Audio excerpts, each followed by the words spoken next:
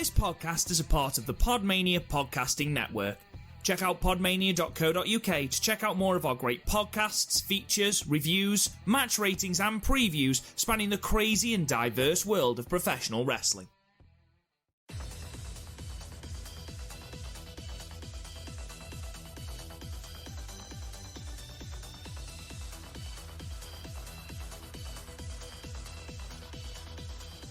Hello guys and welcome to the Stardom Cast, your weekly or sort of audio source of all things World Wonder Ring Stardom right here on the Podmania Podcasting Network. We're back, motherfuckers! Chris, how are you? If I may speak freely for a second, sit down. What was that weak-ass shit you were spewing on Twitter last week? The weak ass shit I was spewing. Oh God, did I get drunk and tweet people again? So I put out a poll where there was a bit of an argument in the Podmania chat over what the best Toy Story. Rob and Garth think Toy Story 1 because they're cowards. No, we think Toy Story 1 because it's the correct choice. I said if I may speak freely, I have the floor. So, and I was like, okay, I'll take this to Twitter. Toy Story 1 lost, by the way. But Rob's out there going, "Oh, I'm afraid I can't be civil with you if you say anything but Toy Story 1. Civil? What sort of weak-ass bullshit is that? Do you know how much of a fucking cop caller you sound like? Like, oh, a bit of marijuana. I need to call the police and also my mummy to tell her that I haven't been smoking marijuana. That's you. That's what you sound like. Jesus, I didn't realise you felt so strongly about this. Since when the fuck have you been civil? What weak ass bull? And suddenly Toy Story's the topic of conversation, and you're like, "Oh, I'm afraid I can't be civil." Fucking weak ass bullshit, right? I expected better of you, Goodwin. Cop caller. Wow. I genuinely didn't realise you felt so strongly about the way I use Twitter. But, seeing as you've said it now, if you think Toy Story 2 is better than Toy Story 1, you're an idiot, and you deserve a mildly irritating skin condition. Toy Story 2 won the poll, by the way. Toy Story 1 came second, which I don't agree with. I do think 3 is better than 2. Oh, fuck off, Chris! It is! We confront death! It was a massive moment for me as a child. What the fuck are you talking about? Toy Story 1 is a pioneering film. It's the film that every other animated film wishes it could be. It is a very, very important film, and that's why it's so impressive that the other two films top it in every way. Disagree. And a lot of important films don't hold up to today's standards. That's fine. Like, you look at Birth of a Nation. That was a massive film. We don't watch the KKK movie anymore, do we? You negate all of your arguments about films by putting Lost in Translation as high as it is. Oh, where is it on my list again? Is it 9? I love Lost in Translation. Fucking it's a beautiful 9th. film. The shit that it beats out, Chris, in that list is fucking ridiculous. I mean, yeah, it beats out a lot of films, but like I stress all the time, it's about my own personal enjoyment, that list, not what's critically good or bad, just what I enjoyed. And I really enjoyed Lost in Translation. I was watching it the whole time thinking, my God, Tokyo is a beautiful city. And it is a beautiful city. I hate you. I do. I physically hate you. There is such strong hatred towards you at the moment. Such strong hatred. Lord of the Rings is 28th, by the way. Out of 50. What's 50th? Twilight. Yeah, it is shit, isn't it? Fuck me. Yeah, I watched it with my friend for my birthday. Because I wanted to watch it to laugh at. Chris. Come and watch this pile of shit. No, literally what happened. Like, obviously in February I couldn't go meet anyone. So she was like, "Hey, do you want to watch a movie on your birthday?" I'm like, "You know what? I absolutely would love to watch a movie." She was like, "It's your birthday, you can pick." I'm like, "Oh, bad move, buddy." So hang on, you chose Twilight to watch? Yeah, because I thought it would be fun to riff on. The fuck is wrong with you? It was fun to riff on. It's a really fun experience when you watch it with friends. I mean, you've put it as 50th in your list, and it absolutely deserves to be there. Oh yeah, it's objectively the worst film I've watched. It deserves to be there, Chris, just for the line, "Hold on tight, Spider Monkey." Fuck off, Pattinson. You're my own personal. You're my own personal brand of heroin. If a boy said that to me, all the red flags would be there. I'd probably still fall in love. I'm that kind of bitch. But yeah, red flags. Also, while I'm spewing some controversial opinions, I'm very neutral on the first Terminator. The sequel's great. I love the sequel, but the first Correct. Terminator is a bit. I don't know. There's just so many weird things in it. Like the thing that makes Sarah Connor want to sleep with Reese is the fact that he was like, "Oh, I wanked over you in the future," and that worked on it, and they fuck. Mm-hmm. I think that's a bit weird. It's my opening gambit to most women. I'll just walk up to them and go, I had a wank over you, and it works like 21% of the time. Also, I've been meaning to ask Garth this because there's a scene where someone's having sex while listening to a Walkman. I want to know if that's just what sex was like back in the 80s. Oh yeah, 100%, 100%. And like all the effects are like really, really, really impressive for the time. Like incredibly impressive. Like we have one thing that looks good by today's standards, like the plot, like the acting and everything else. That's what falls apart for it, unfortunately. Yeah, Terminator 2 is one of those films where, people will class it as one of the best sort of sci-fi action films. And Terminator 1 is not a bad film. It's an okay film. It sets up a better film is basically what it's there for. Yeah, like...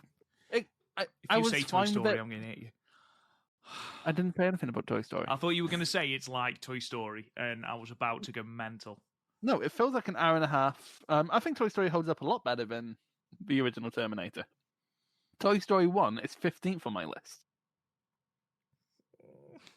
I mean, Toy Story 2 is 11th, but The fact that Lost in Translation beats them both is fucking ridiculous, Chris. I love Lost in Translation. You're an idiot. I'm not an idiot. Lots of people are Lost in Translation as two of the best actors of various generations in Scarlett Johansson and Bill Murray. Of various generations. Yeah, I realise we're very different generations. That's kind of the point. Like the setting is great. It kind of does meander around, but I think that's part of the charm. And like the ending made me cry. Fight me. I'm not going to fight you about it. Garth might. What do you think he whispers into her ear? Have you got any money for this cab? I've lost my wallet. You should probably get tested. You know that meme of the girl who looks thoroughly put out in that club and the bloke that's whispering in her ear? And yeah. And then you've got stuff like, and then Undertaker threw mankind off the cell, and JR called "My the love of mankind," stuff like that. I can just imagine it's something like that. And then Roman Reigns turned heel. Just imagine if that was the kind of shit that he said about her. Oh, incredible. I really wish I went to Corrigan Hall. I'm impressed, Rob. We haven't had a podcast in 5-6 weeks. Mm-hmm. This is a Stardom podcast, and we've 10 minutes in, and we've not talked about Stardom yet. No, that's correct. But I do, whenever we do, especially the Stardom cast, the Podmania podcast needs to be a little bit more on point because we've got Garth there as a buffer. But on this podcast especially, I just tend to let you talk yourself into a bit of tiredness before I start the Stardom shit, just so that you're easier to deal with. Because otherwise, fucking hell, you're all over the place like a bouncy ball. You're like Flubber. It's ridiculous. I've never seen Flubber. Have you not? It's okay. No. It's okay. Robin Williams makes it, as you can expect. I fucking love Robin Williams. Oh, Good Morning Vietnam. What a film. What a fantastic film. I've watched it in a few years, actually. I remember I got in trouble in school because they were like, okay, but mention, and this is when we were like 14 years old. And when we were 14 years old. Like my school, this is when you were about 25 or something. And when the teacher, we were learning about the Vietnam War, and the teacher was like, okay, everyone put a Vietnam movie in the hat. And I was at my brother's the weekend before that, and I'd seen Full Metal Jacket. Really fucking puts you off movies that when you're 14 years old, fucking Full Metal Jacket. And I put that in the hat, and I got in trouble because we're like, why have you seen Full Metal Jacket? Just because you mentioned Aladdin earlier, and we spoke about Robin Williams. Did you know? You've seen it, right? Aladdin. Yeah, I've seen Aladdin. Okay. Well, you can never be too sure with the kind of shit you've actually seen. You know the intro bit with the market seller. Mm-hmm. I found out the other day that that's voiced by Robin Williams, which I knew, but none of that is scripted. None of that is scripted at all. They just basically led him into a studio, put loads of stuff on a table, and went, "Have at Robin." Which is great. What I love, one of my favorite facts about that film is the fact that Robin Williams took a lower pay, but as long as he wouldn't get credited, because he didn't want to be credited on it. But then they were like, "No, we're going to push Robin Williams anyway." Because Disney fucking suck. Disney do fucking suck. Anyway, we probably should talk about some Stardom, Chris. It is why we're here. We apologise for the delay in releasing another episode. I'm going to take responsibility for this one. I'll take the hit on this. I've been in an absolute funk recently with personal stuff, so trying to catch up on Stardom was quite low down the priority list, I'm not going to lie. Also, most of it was just road to shows that we're not even talking about on this podcast. Well, the thing was, I was trying to sort stuff out, and then when I came back to actually trying to catch up on Stardom, they'd released an absolute litany of shows, so it was very difficult to catch up. I had sympathy for hardcore New Japan fans for a second, and then I realised the hardcore fans were a really shit organisation, so I lost that sympathy very quickly. You just have to get it in, don't you? You just have to get it in every podcast. Fuck Nooch. Fuck Nooch. So yeah, basically the way we're going to structure the podcast today is we're going to open, once we've gone through a bit of admin and newsy bits, we'll talk about the Hanakimura Memorial Show, which took place on the 23rd of May. Both of us have watched that. We'll talk and give our views on that. Then we'll talk about the second night of the Cinderella Tournament, which saw the second round matches and the quarterfinal matches. In terms of the Road to shows, the shows that all took place over Golden Week, and basically the shows that took place between the first night of the Cinderella and to where we are now, we're not going to go through every single show. You might think you want us to do that, but trust me, you fucking don't. So what we're going to do is we've watched a selection of matches from over that period, and we'll sort of talk about a couple of the matches that have been on those cards. Then we'll look ahead to the next Korakuen show, which I believe is the 8th of June. And then following that, we're also going to have a look at the card for the newly moved Tokyo Dream Cinderella 2021 special edition. Where's it been moved to? Where? Yeah. No, it's still the Ota Ward City Gym. Oh, the date moved. The date's been moved, yeah. Because originally it was supposed to be the 29th of May, but obviously the state of emergency in Japan got extended. It wasn't Stardom's decision, it was apparently the venues. So they've moved it to the 12th of June, which is fine. It's not massively out of anyone's pocket, so it's not a huge thing. But yeah, we'll start with just a couple of bits of news. We're going to start with Sayurida and the future of Stardom Championship. Unfortunately, Sayurida, the injury that she sustained will now keep her out for the remainder of the year, it's looking like, and into 2022. And therefore, she relinquished the future of Stardom Championship. It's been held as vacant. And Stardom announced that basically there's going to be a tournament to crown the new future of Stardom champion. The competitors are as follows. We have got Rina, Ruaka, Hanan, Hina, Lady C, Mina Shirakawa, and Unagi Sayaka. Chris, out of those competitors, obviously we've had two of those matches, and we'll talk in a little bit of detail about the two matches that have already happened. Who do you see holding the belt there? Or who would you like to see, should I say? Probably Mina. Like, out of that lot, it's either Mina, Ruaka, who's out because Mina beat her. Yeah. I guess Unagi. I'm not as mad on Unagi as a lot of people are, so probably Mina, just to avoid one of the kids having to have a responsibility of a championship. I think if they were to choose a kid to hold it, I would like Hanan to hold it. Just because she had a good fight. No, it wasn't 5-star. No, she wasn't a 5-star. Hanan? Yeah, no, she wasn't. It was Tag League. I'm stupid. Yeah, it was Tag League. Ironically, with Sayarida as part of Wingori. They were a real surprise package in that tournament, really. And that was when I personally started to sit up and take a little bit of notice of her. And I think since she's come back, she's looked good. She's looked solid. She's had a growth spurt. She's had a growth spurt, so she's now 15 foot tall. I'd like to see Hanan hold it. I don't think she will, if I'm being perfectly honest. I think you're right. I think it's probably going to be Mina.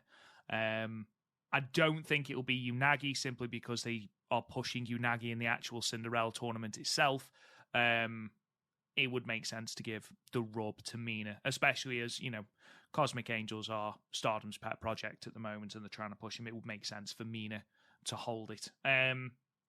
Either way, obviously we wish Sayarida the best. Hope she gets better soon, because she's another one that was massively improving at her rate of knots, especially this year in 2021. She's really, really ramped it up. And it's a real shame. It's never a good time to get injured, but it was one of the worst possible times it could have happened for her. I believe she's had the operation. She did post on her Instagram on the 23rd just a picture of the sky with a quote for Hana, which I thought was really, really nice.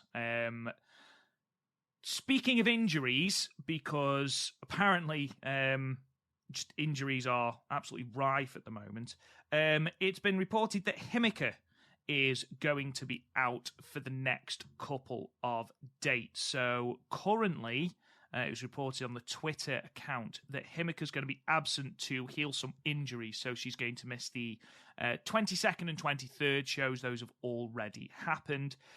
June the 5th in Nagata, June 6th in Kanazawa, and she is going to miss the 8th of June at Korakuen Hall. However, she is going to be, apparently, fingers crossed, she is going to be available to wrestle her Cinderella Tournament semi-final at the Otaward City Gym. So that's good news, Chris. Yeah, it's good news. I'd rather have someone take a small amount of time off to heal an injury before it becomes something that needs to be seen to permanently, or in the worst case scenario, fucks you up long term. See Okada for that one. And Naito. Honestly, just all of New Japan's main events. Yeah, to be fair, I mean, look at Hiromu. Poor baby boy. Oh no, we miss him so much. He doesn't deserve to be that company. They abuse the fuck out of him. It's the right call, 100% the right call. Yeah, especially since she's not overly critical to any feuds right now. Going forward, So she'd just be in Vera's DDM muscle, which the rest of DDM, with the exception of Natsupoi, are more than fit to provide. So yeah, they're more than capable of holding their own. And, I've just read out those dates. The only real major show that she'd be missing is the Korakuen show. But is that where the Cinderella finals are happening? No, the Cinderella finals are happening. The semis and the final are both happening at Tokyo Dream Cinderella. Great fucking month for that one. So yeah, we've she's not going to miss anything major, and with us having the big Tokyo Dream show just around the corner from the Korakuen show, nothing major is going to happen in that Korakuen. We're not going to have any titles change hands. I wouldn't have thought. I think there's only one title match on that card anyway. So, and it's a high speed championship match. So it will be irrelevant to Tokyo Dream anyway. Don't get excited. I just realized it's been a while since we've had a high speed match. The last high speed match was Natsupoi and Starlight, yeah. Which was good, really good, very good. But yeah, that was a while ago. That was before Yokohama Dream, I think. To be fair, I guess in terms of the style of short, fast matches, Cinderella's sort of been filling that void. Yeah, absolutely. And it was nice to see as well that we weren't wrestling ridiculously long matches or trying to get to the time limit. Well, the time limit wasn't really an issue. No. Hang on. We're skipping ahead here. What was the longest match? There was one that was 8 minutes, but I can't remember. I think it was... Utami and Mina went 8 minutes. That was a bit long for a Mina. I'm on the wrong... I was just going to say. Yeah, I'm on the wrong... That's the wrong show, Chris.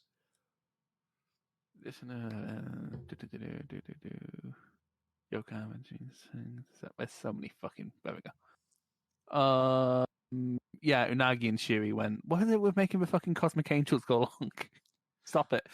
To be fair, we'll talk about that show in a moment. We'll come to all this. I'm sure we've got plenty to discuss from that show. I want to start with the Hanakimura Memorial Show, Matane, which aired on Fight TV on the 23rd of May 2021. From Korakuen Hall, it was a sellout, 714 people.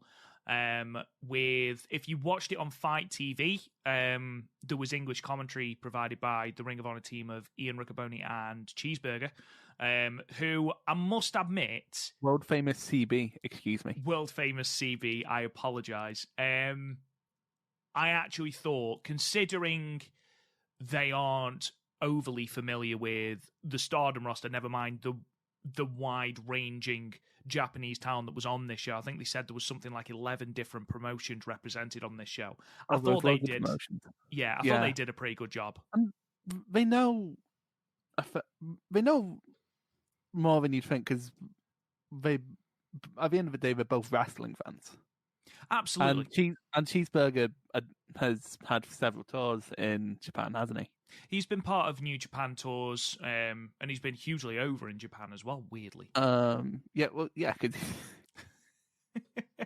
there was no need to fucking bury Cheeseburger. I didn't mean to bury Cheeseburger, I'm sorry. But yeah, this show as a whole, Chris, did you watch English commentary or did you have the Japanese commentary? Yeah, I watched English commentary. I love some of the stories we told about, because Hana, of course, works in Ring of Honor, so we had some stories to tell, like her being sarcastic to Christopher Daniels, which just sounds hilarious. The stories they told, they obviously knew her. It wasn't a case of, they were put on the show because, they're a good commentary team. They were put on because they're a good commentary team, but because they had experience with Hana, and that really came through, which I thought was really, really nice. I really enjoyed that. And they didn't try to get over, there wasn't a single point where they tried to get Ring of Honor over. They just kept it relevant, which is good, because a lot of teams, when they have guests on, that guest will spend the time guessing over their project, and we realised that wasn't appropriate. So I'm just glad they realised that wouldn't have been an appropriate thing to do. It's weird, actually, saying that, talking about being appropriate, it's weird going into this show, because I feel weird coming into it with a critical eye, which I didn't when I watched it. But of course, we're here to talk about it. But that didn't end up being a problem, because I ended up enjoying every match on the card. Quite a lot. This is something that I just wanted to bring up with you, because it's something that really irritated me. So, speaking of looking at this with a critical eye, ultimately, this is a celebration of Hanakimura. Hanakimura's life, her wide-reaching, just a beautiful soul, and... Her best friend, some of her best friends were in the main event. Her favourite wrestler was in the opener. It was just celebrating her life. Exactly. Yeah, and then wrestlers from all over in the Irregular Battle Royal. Exactly. Now, if you look at Cage Match, which is what we use a lot for our research, and you're talking about the one guy who gave it a 5. Yeah, let's not voice his opinion. I'm going to. I'm absolutely going to. Now, in my eyes, on a tribute show, where let's not forget that this wasn't just wrestling. Okay, you had the dance troupe at the start. The DJ. Exactly. All because it's what Hana loved, what Hana wanted to be part of. It's not just a wrestling show. It is a celebration. And basically, in this kind of show, you either go 10 because of how much that person's life has been celebrated, how well that person's life was celebrated, and Jesus Christ, they did a phenomenal job on this show. Or you don't rate it, because it's ultimately, even if the wrestling is horrendous, it doesn't matter, because ultimately this is not a show we're going to cast a critical eye on, because ultimately it's a celebration. So for the one person, and yes, I am going to read the comment because fuck off, you bell top. For someone to write, shows like this show how people rate on emotion, not on wrestling quality. And they've spelled quality wrong. As much as loved Hana and have deep respect for Kyoku, but the level of quality in ring was not there. I'm sorry, in the cold light of day, you know this to be true. Fuck off. Absolutely no need to write that. Well, I will say on the emotion basis, I've said this a million times, wrestling matches don't happen in a bubble. Because at the end of the day, your investment in any kind of wrestling has to do with your relationship with the product. For example, if we were talking about something with a critical eye, and a Ring of Honor Pure Rules match, it's going to hit harder for me than it is for Rob, because I watch Ring of Honor and I notice the trends within Ring of Honor is just going to hit harder for me. Here, it really depends. Like, everyone watching this show were watching it because they had some form of connection to Hanakimura. And that's why stuff that's why the stuff on this show hit so hard for anyone who watched it, because it was kind of a way to say goodbye to a special talent. So not only is the way they've talked about the show here fairly inappropriate in some ways, in the way they ended it, it's very clear they're doing it for some weird kind of clout. They've just written an unnecessarily incendiary comment. And you're absolutely right. I've reacted probably in the way that they wanted me to react. So not only with some weird clout, when they say emotion over match quality, I think that's a fundamental misunderstanding of wrestling. Also, because when what the fuck are they on about? Because those last two were really good matches. Like, the opener was super good and fun and fluid. Absolutely. The Battle Royal, I always go out my way to say I don't rate Battle Royals because they're not matches in a more traditional sense. At the same time, that's probably my favourite Battle Royal all year. I had a smile on my face throughout the whole thing. Exactly. They did it perfectly.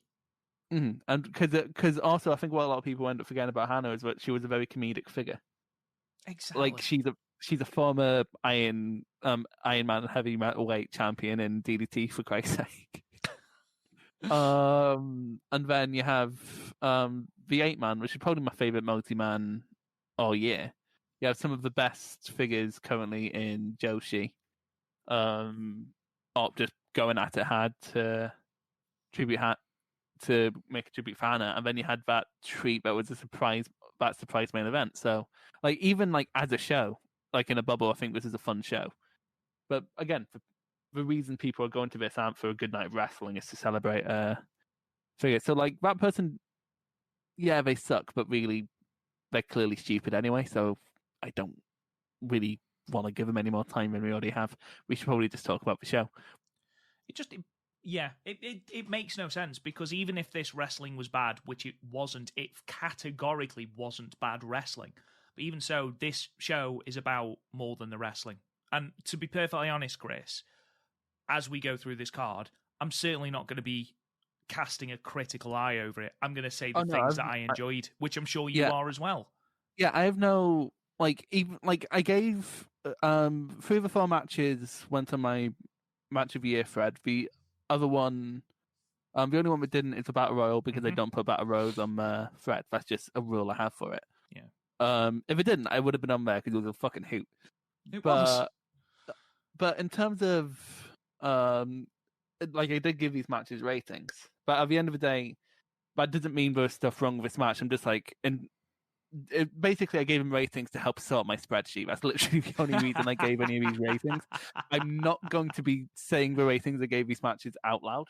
If you listen to this podcast, you've definitely seen it. But if not, and you had that connection with Hanakimura, definitely watch this show. You should never go into a show like this with the only memorial show I think is appropriate to go in with a remotely critical eye anymore is the Baba one, and that's because we're so far removed from his death, and it's sort of just an annual wrestling festival at this point. Yeah, completely. I agree. But with something like this, or the Brody Lee show that AEW did last year, if you're going into it critically, I think you're going into it with the wrong mindset. So the first match was a 6-man tag team match, which saw the team of Issa 8, Huber, and Shizu, I apologize if I've butchered that name, defeating Fuma, Mil Mongoose, and Shota in 15 minutes and 57 seconds. I'm glad you said Hoover because I just keep thinking it's Hub. Well, there was 2 different pronunciations that Riccoboni and Cheeseburger have used. So I've gone with Huber, which I believe is what Riccoboni was saying. He seemed to know the most about him. Obviously, he's or was Hannah's favourite wrestler, so I'm just going with that. Overall, Chris, this was really, really fun. It was super fun. Have you seen any of these wrestlers before? Well, actually, we have a question from our Discord that asks, obviously, they've become aware, the person on Discord, whose name I've completely forgotten, and I apologise, I'll look it up in a moment while Chris is talking. It's Papau, and they've said they discovered Okinawa wrestling because of the Hana Memorial Show, and asked if we'd seen any Okinawa wrestling. No, I've not. I haven't. I don't know. The only one I pure. know is Mil Mongoose, and that is because I've seen one All Japan match with him in, and that is the only thing I've seen.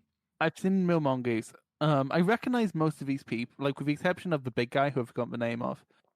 Shizou? Shizou, yeah. Shizou? Shazam? I don't know. I've seen most of these before. Shota I know because he wrestles for DDT. Ah, right.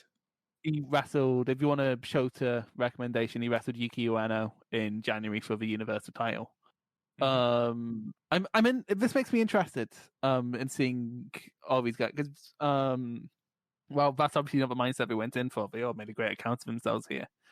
That fucking finishing move was fucking insane. That hangman bomb that Huber hit Mil Mongoose with was fucking unreal. Absolutely ridiculous. It was hit though so smoothly. He's 42. But it was how smoothly it happened. And I was like, fucking hell.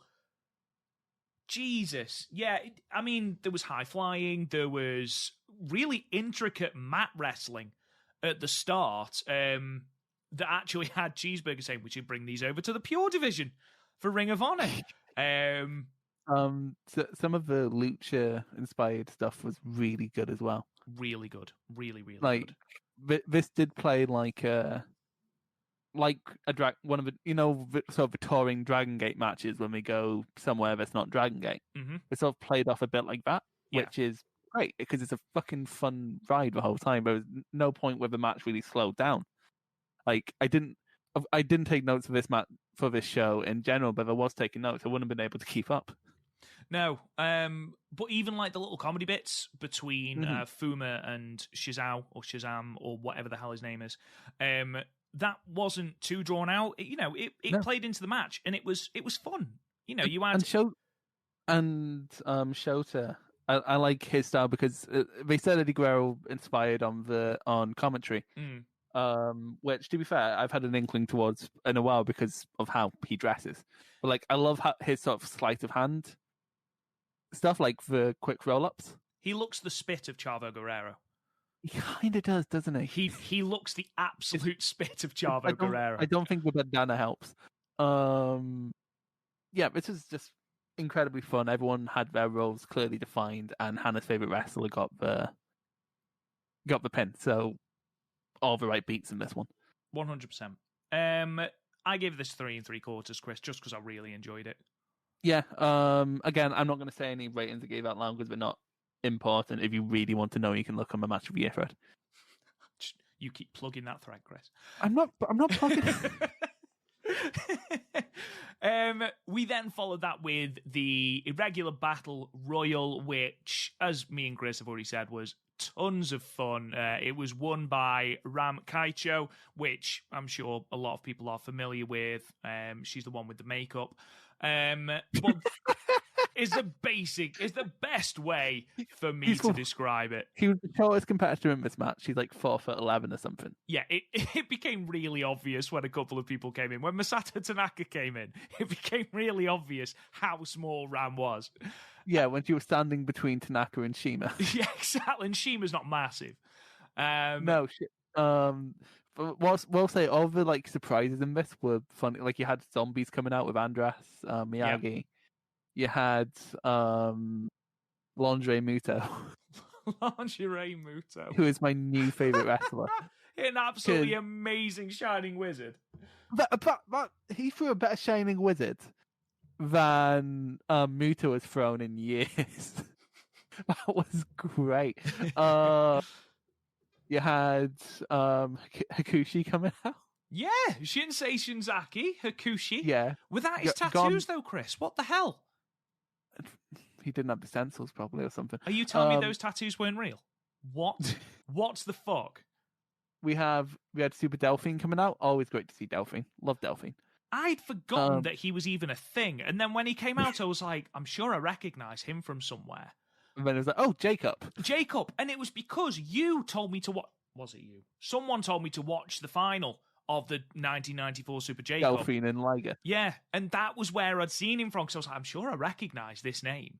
But I couldn't remember what from. So I'm crediting you with that. So well done. Also famous for Osaka Pro stuff with Dick Togo is really good. Also appeared in DDT earlier this year in a match against it was him, Maki Ito, and Chris Brooks versus I forget who they were against, but it was funny. Of course, we had Jun Kasai came in. Yeah, famous deathmatch wrestler, Freedoms, terrifying son of a bitch. Shitara Ashino throwing some of his suplexes. Jesus, that first one he threw after Kasai had signed that autograph. Right. My life. He went miles. That's one thing I loved was the autograph signing. That was brilliant. That was really funny. Like one of the most legit people in the match as well. Just like, can I please have your autograph? Oh, I wouldn't want his autograph just because he legitimately scares the shit out of me. Probably sign it in blood, and you can't be overly certain whose blood it is. I genuinely though, is he going to stab her with the pen?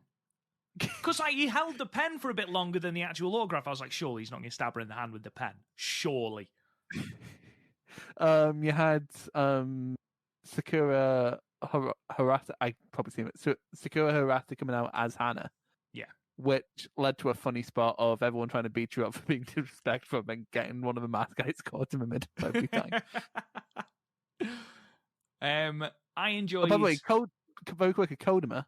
The biggest heel of the whole thing, eliminating Hakushi so quickly. I know, what a bastard.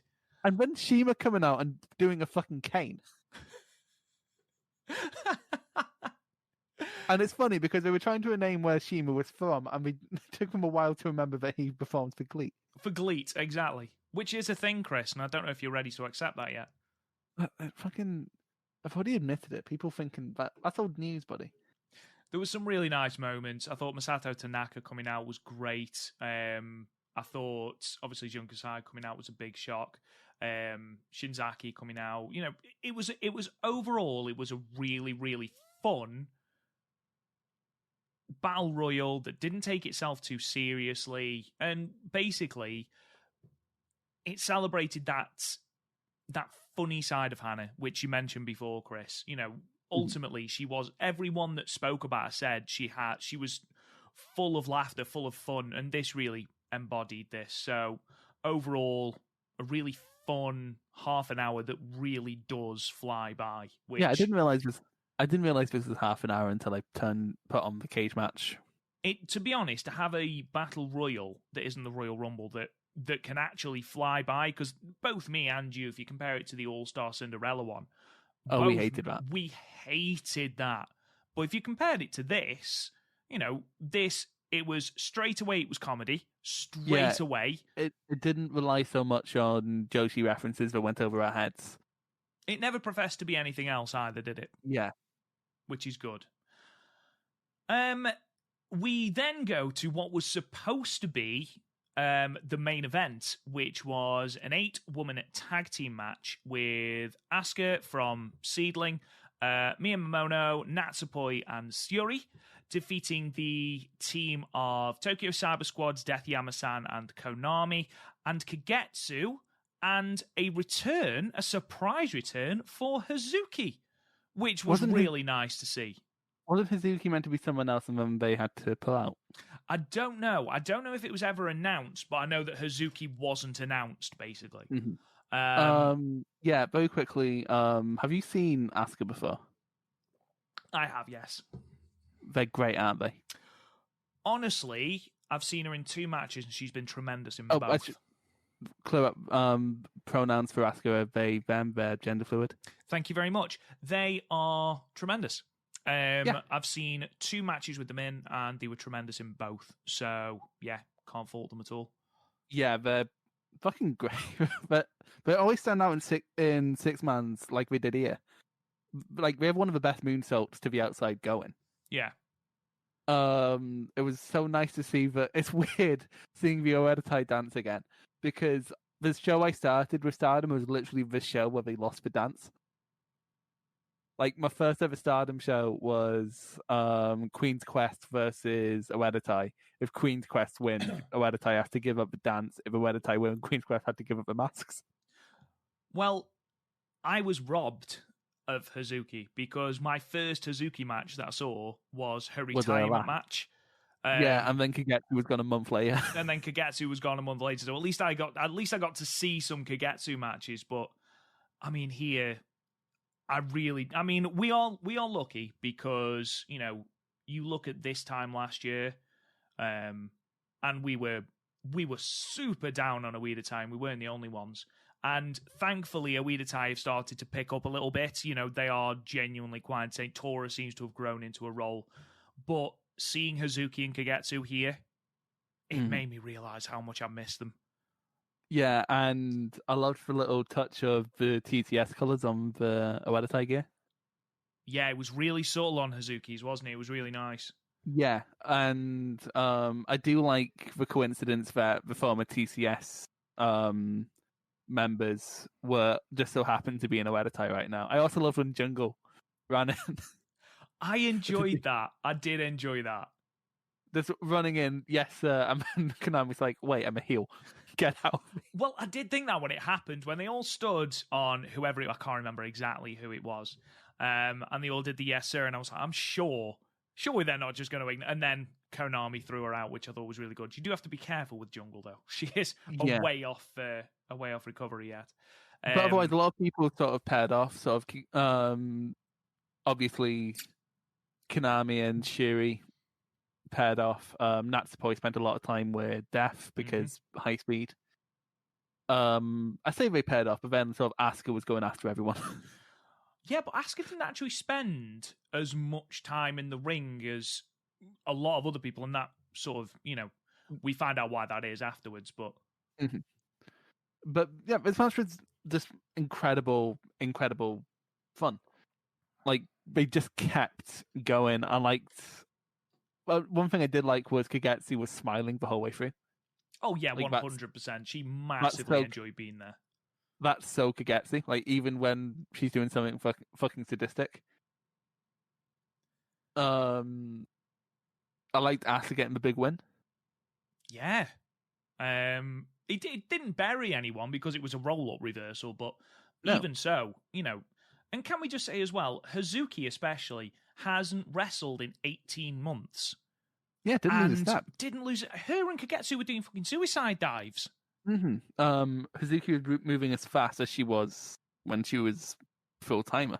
Exactly. I mean, Kagetsu ultimately, spoiler, would wrestle another match after this and would look great. She was hitting the Oedo coaster. She hit 3 suicide dives in a row in the next match.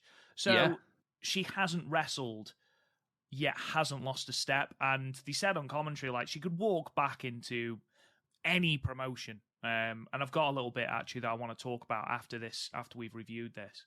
But yeah, overall, this was a really fun, high-paced match. You had, like, say, the little pair-off between Syuri and Konami, which we've seen before, but, we're never going to get bored of. Everyone had their time to shine. Natsupoi was really quick in this match. I know she's quick anyway. She's a quick competitor. But that opening exchange, she was fucking rapid. And it was like watching Sonic the Hedgehog in Smash Bros. It was. Yeah, like Chris mentioned, Asuka gets the win over Hazuki after Hazuki tries to roll them up and they reverse it. 17 minutes and 57 seconds. There was a really nice moment that I forgot to mention earlier. Obviously, Kyoko was the initial leader of Ueda Tai alongside Kagetsu, and she got involved at one point for Ueda Tai. I thought that was great. I thought that little touch was great. What's ref going to do? Disqualify her? For exactly. It's her show. She's not going to get disqualified. Ultimately, afterwards, Asuka calls out Kagetsu for a match, and after they clear it with Kyoko, it's all ready, and we have what can only be described as a dream match. Yeah, what we need to say quickly, Rob, was, do you want to tell the people what happened to you with this match? Yes, I watched this show a couple of days ago, and didn't because it wasn't advertised. I thought the end of the eight woman was the end of the show, and I knew that there was going to be a video package, and I didn't know if I could sit through the video package, so I stopped it. And then this is another plug for your fucking Match of the Year thread. Because Chris had put this on his Match of the Year thread, I was like, Asuka versus Kagetsu? When the fuck did that happen? Oh, bloody hell. I didn't realise I'd forgotten this at the end, so I went back and watched it about 50 minutes ago? An hour ago? Yeah. Like, turn up 10 minutes later to this podcast because of it. But yeah, ultimately, this was where you realised that Kagetsu had not lost a step. She tired a little bit towards the end of the match, which is completely understandable. To be fair, she wrestled combined over half an hour. Exactly. So. And she was in the 8-woman tag a lot longer than Asuka was. Mm-hmm. So, like, she was the main focus of the 8-woman tag because she was sort of the main draw. But that being said, it's still impressive that they both did big things in the 8-man. Definitely. But they still put on a main event worthy match out of nowhere. Yeah, they did. Yeah, and it wasn't like 10 layers deep. It kind of just banged for 10 minutes. Genuinely, that closing stretch that lasted probably about 3 minutes. What?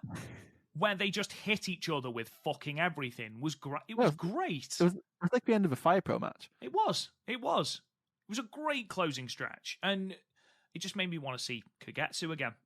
To be perfectly honest, I miss Kagetsu, and luckily Asuka's fucking everywhere nowadays, so you can see them everywhere. Yeah, for those who don't know, they are Veni from AEW. Yeah, and the AEW tournament also wrestles in Seedling, occasionally turns up in DDT. What else have we wrestled this year? Marvelous, 0-1. Oh, if you've seen that picture of them doing the moonsault, that's from 0-1. Is that the outdoor one? Yeah, next to the blossom tree. That is, whoever took that photo deserves a raise. It was such a great image. If they had a pound for every time someone took that, didn't credit them, and put it on Twitter, they'd be a millionaire. But yeah, ultimately, Asuka gets the victory. Another really, really, really good match, and one that no one expected. Obviously, after that, we had a moment's silence. We had the 10-bell salute. I held it together, Chris, during the initial video package. So after this, we had a video package that sort of went through Hana's career. I struggled a little bit when they had Hana as a small child. That got me.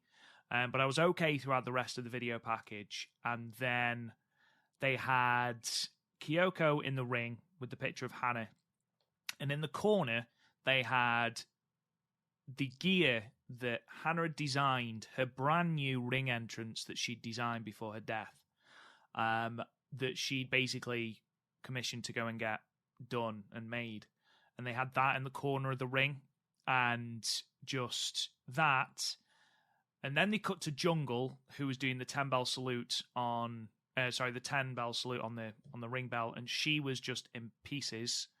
So yeah, I lost it at that point. That was the bit where I was like, oh my god, this is awful. But once they did that, they had another further package of wrestlers from absolutely everywhere just saying Matane, which of course means see you again, not goodbye.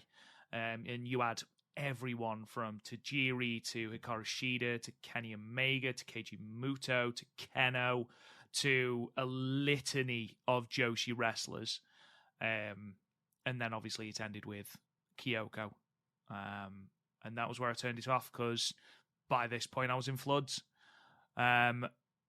Ultimately, Chris, this was a beautiful send-off to a beautiful soul. It sort of every match represented a different side. Hana, like her inspirations in the opener.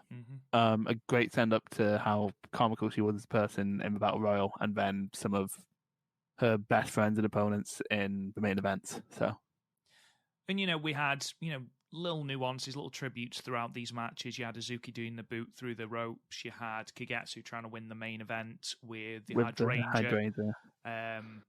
It is worth noting that Stardom were running a show, obviously, quite controversially with most fans, somewhere else, and they had a moment's silence as well.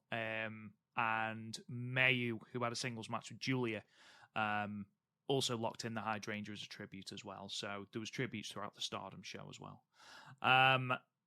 But yeah, overall, this was so well put together. There was the really bad echo with the ring canvas mics and the mics they were speaking into. There was a really, really bad echo, really bad reverb. But to be honest, I didn't think that took away from it too much. It didn't affect my enjoyment of the show. I thoroughly enjoyed it. I enjoyed it for what it was, and obviously we wish Kyoko every good wish we possibly can, and obviously rest in peace, Hana. So yeah, before we go on to the Cinderella tournament, I just wanted to talk about Kagetsu and Hazuki, because obviously, it's now going to be, I wonder if they'll ever come out of retirement. Well, they did an interview after this, and the wonderful person that is at 1222 Dragon Moon on Twitter, seriously, go and follow them. Their translations are amazing. Actually translated the interview, which is great. I'm not going to go through the entire interview. That would take me ages. But from what Kagetsu and Hazuki have said, Kagetsu has come out and said, no, this is still my final match. This is the end of my wrestling career. Today was my final match ever. She's working a job for a company. She hasn't been out in the media, though that might change. But she says she won't be coming out to wrestle again. However, Hazuki has basically said, well, maybe sometime in the future or maybe not. Let's just say it depends on everyone. She's having a much more flexible mind and making decisions accordingly. She's 23. So if she came back... I hate it when talented people are younger than me. I mean, if she comes back, she's still got a ridiculous amount of time in the business. Whether they do come back, I don't know. It seems that Kagetsu is done. Whether Hazuki comes back and whether Hazuki comes back to Stardom is obviously a little bit more up in the air. But I'm not going to speculate. I just thought that was a really, really interesting interview. If you want to go and read the interview that's been translated, go again to at 1222 Dragon Moon on Twitter. Their translations are always tremendous. But, Chris, let's talk more about Stardom. So, obviously, their Cinderella Tournament rolled on to its second day from Korakuen Hall from the 14th of May in front of 556 people. This was the second round and quarter finals of the tournament, with the semi-finals and the final taking place at the newly moved Tokyo Dream Cinderella Special Edition. We opened up with a Future of Stardom tournament match with Mina Shirakawa defeating Ruaka at 5 minutes and 1 second with a flying forearm. Chris, what do you think about this? It was much better than some of its parts. I expected it to be shite because it's Mina and a child, but it turned out to be pretty good. Mina was harder hitting. than usual. As in the back fist didn't immediately make me want to retire. Ruaka is surprisingly good at big boots. I think. Like Ruaka's going to be a great bruiser once she's grown into it. She's just mini Tora. That's all it is. I don't want to typecast her like that because that's just a bit mean. But she dresses like Tora, has a haircut like Tora, walks like Tora. She doesn't dress exactly like Tora. Well, no, not exactly, but it still looks like Tora. Her hair, it definitely looks like she's discovered the pixies and cigarettes. I remember those years. First time you hear Do Little changes your fucking life. That's a great album name, by the way, Pixies and Cigarettes. The first album from a Podmania band coming soon. But the thing is with the Podmania band, we know who's playing guitar, who's playing bass, and who's playing drums. We just don't know who the fuck's singing. No, that is a good point. We do. We either need someone to hire someone who can sing or pay for one of us to sing. I think it should be Garth because it would be a nice novelty to have the drummer singing. There is that. He does. I imagine he sings in a really thickly Geordie accent, though. Oh, he's probably a baritone. Oh, 100%, yeah. He's definitely a baritone. It'd be so weird if he was soprano. Just opens his mouth.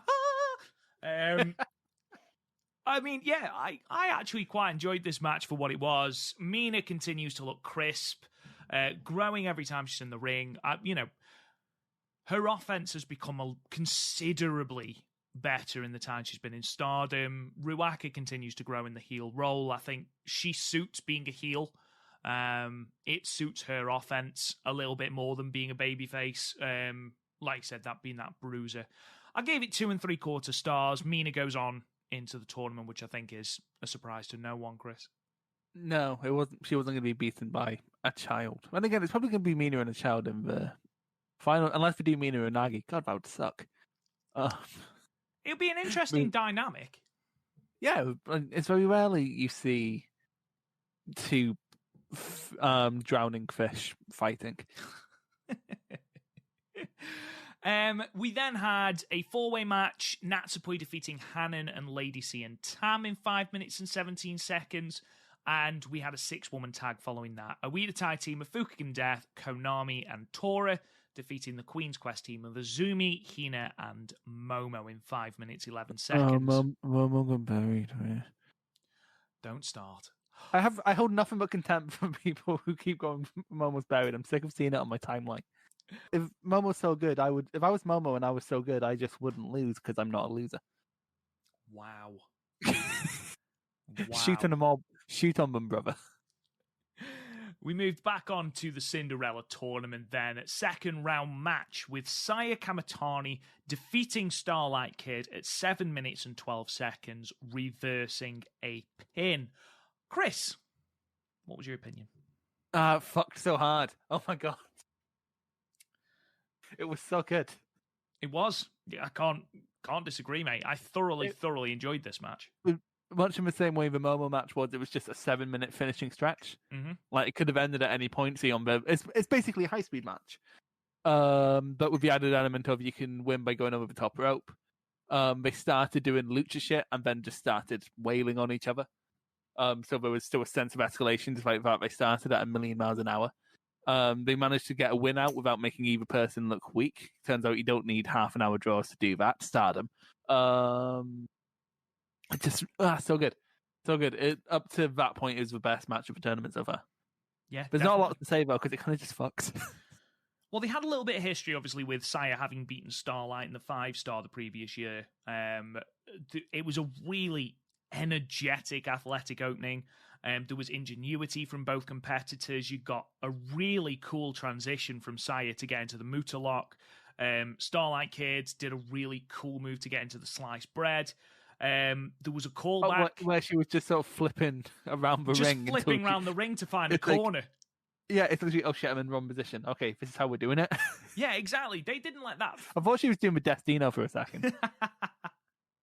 They didn't let that ruin the match, though, by any stretch. There was a great callback to the way that Saya eliminated Tam in the previous round, coming off of the springboard Hurricane Rana, but Starlight reversed it. There was a couple of sloppy moments in this match, but they covered very well for them. And ultimately, it was just a really, really, really fun match to watch. I gave it 3 3/4, Chris. I agree with you. It's one of the best matches of the tournament, if not the best match of the tournament. Until the next one, spoilers. I give it 4, and I think it's basically tied with the next one. They're good for different reasons. Speaking of the next match, match 5 was another second round Cinderella Tournament match with Micah defeating Julia at 7 minutes and 38 seconds via over-the-top rope elimination. I say over-the-top rope elimination, Chris. Fucking hell! Yeah, we'll go on to that in a second, but the first thing I want to say is Micah should be the leader of DDM now because pulling off Julia's wig is a fucking power move. It was so casual too, just Julia's on the apron and she just walks up and tugs it off. That is Micah style. It was hilarious. Yeah, to be honest, this is probably Micah's best match ever for me. Yeah, you didn't enjoy the Utami match as much as I did, did you? I wasn't massive on the Utami match, but this I really enjoyed. They kind of just wailed on each other for several minutes, dropping each other in the head. Julia's backdrop is getting more and more vicious now that she doesn't have hair. Mother of God. Yeah, it's pretty fucking high, wasn't it?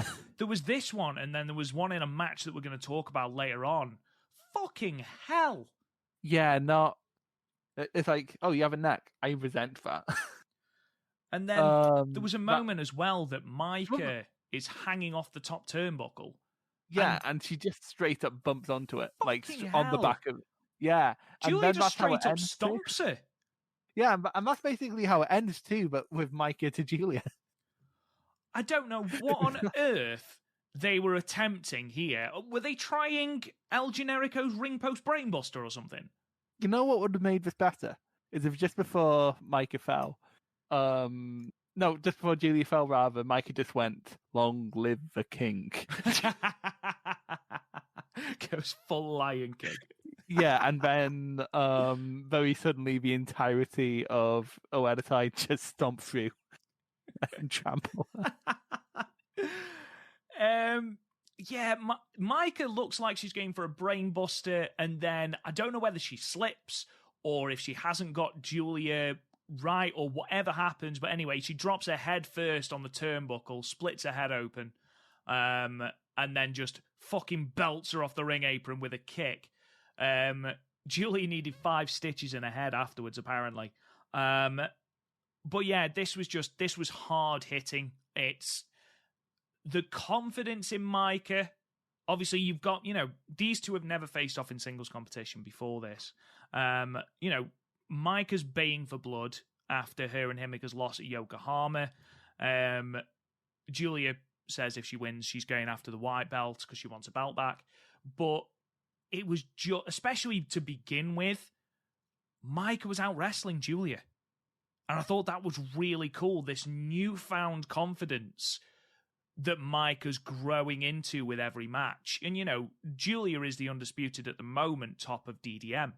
I'd love to see a power struggle between her and Micah. That would be so cool. Again, just say long live the king, and with that, Natsupoi can go on like a journey through Japan, discovers 2 kind-hearted but bumbling Joshi wrestlers.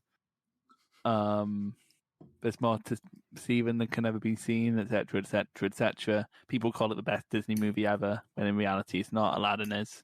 Good times. What did you give this, Chris? 4. I also really gave it 4. liked it. Yeah, I also gave it 4. It speaks volumes about how well these two women worked together when there was no way getting around it. There was a massive botch at the end, and it still worked. And it only went 7 minutes. I'm finding in my old age that increasingly I'm more impressed by short matches that fuck rather than it's easy to make a long match fuck because you're just gonna get there through pure volume, otherwise known as the Will Ospreay approach. but then in six, like for example, I think of like some of the best sub 10-minute matches this year was like Tam and Starlight, these two on this show, basically every high speed defense, and then a couple matches from Yukio Sakaguchi and DDT against Hiroshima and Yusuke Okada, and I'm like, yeah, sure, and like most of them have around the same ratings that I gave to Harper and Wrestle Kingdom, and I'm looking at them going, that's just more impressive, because at the end of the day, like take something like Okada versus Ospreay or White versus Ibushi, where I gave both of them 4, I believe, and then but like also they had so much time to work with and do stupid things, but then you have these matches going 7 and they're just as enjoyable. Agreed. It takes a real skill to be able to tell a story in that short amount of time. Because you saw it in the Champion Carnival last year. Yeah, a lot of... Not this year. This year they managed to make it work. But last year, if someone was given a short match, they just didn't seem to know how to pace it properly. It would end just as it would get going. Because apparently Kenta Miyahara was the only person they wanted to give time to. So... it didn't work. But that's one of the things I love about Stardom, because as we'll talk about later, when Stardom fuck with longer time frames, it doesn't really work. Like, I understand we've had long matches in the past about things like Io Shirai versus Mayu Iwatani, where like it makes sense that they'd go long. But like half the long matches in Stardom don't land properly. Like Tam versus Julia didn't land properly. That fucking tag match at Yokohama didn't land properly. Julia versus Shuri landed, but only just. So, like, this isn't a roster that seem overly comfortable going long in a lot of situations, but a lot of their best matches are short. So, all I'm saying is, it kind of shows that trying to Bushi Road up Stardom isn't a good idea, and they should just let Stardom be Stardom. Okay. So, I'm not going to argue with you. I do agree. It's something that I do like about Stardom is the shorter time limits. And this tournament, this show flies by because no match goes above 8 minutes. So it really does fly by.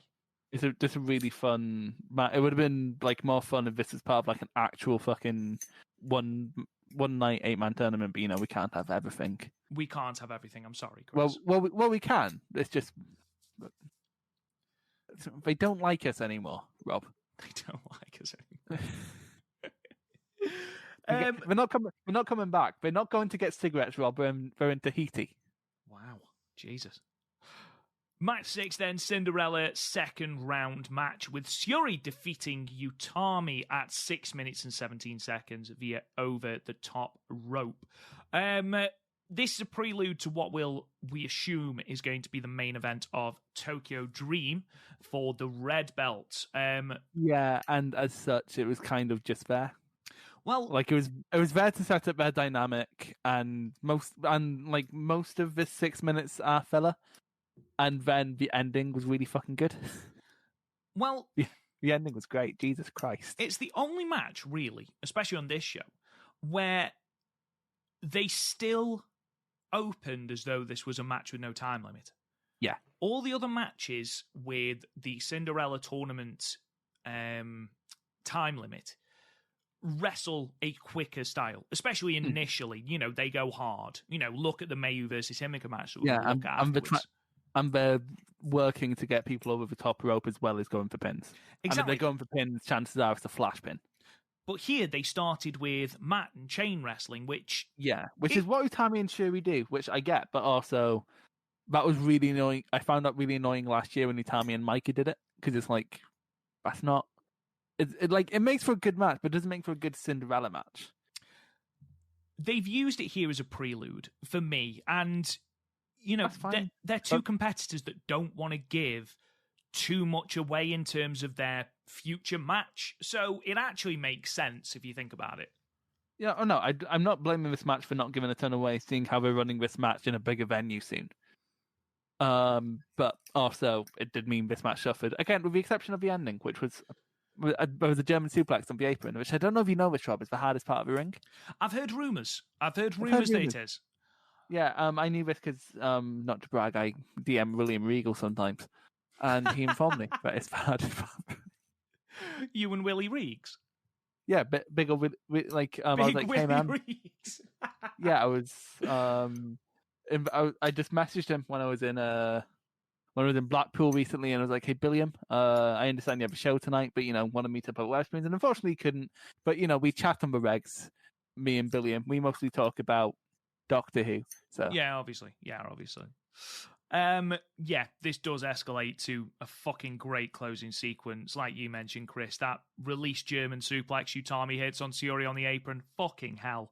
And then Syuri responds by decapitating Utami with a running knee to end up winning with the via over the top rope elimination, going on to face Unagi in the quarterfinal. Main event Unagi is a choice. Yeah. We'll go into that in a moment.